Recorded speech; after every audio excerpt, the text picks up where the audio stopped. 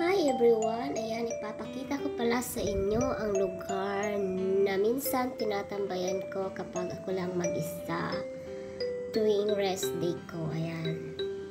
Ito nga pala yung Marina Bay Sand na nag-iiba-iba ang kulay tuwing gabi. Pero may time siya guys. Parang ano siya.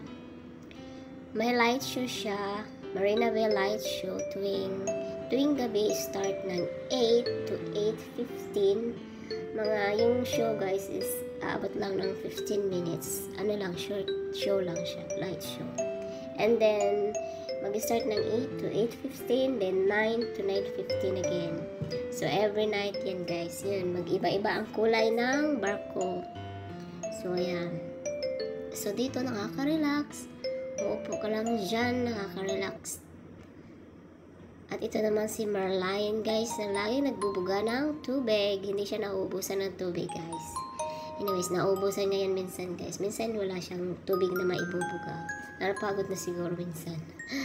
Pero may kulay din yan si Merlion guys. Hindi lang nagkulay ngayon. Ewan ko kung bakit. So hindi ko lang naabutan yung may kulay din siya. Kulay pink or purple so whatever. So yun guys, dito lang ako nakaupo hanggang inabot na ako ng gabi. Nunood ng magandang tanawin dito.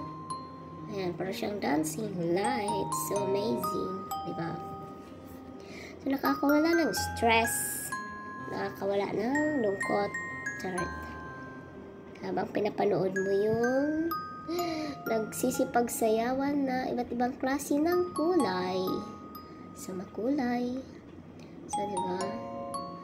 Anyways guys, thank you for watching. And I hope na na-enjoy kayo sa aking videos.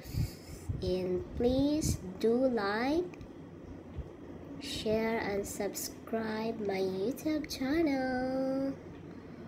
Thank you lots guys. So ayan. Maraming tao dito guys every day and every night. So hindi nauubusan kasi isa din to sa magandang tourist attraction ng Singapore. So ayan. Malapit lang kasi yung tinitirahan ko dito guys. Kaya ayan. Pwede ko lang laging puntahan palagi kasi ayan. Malapit lang sa amin.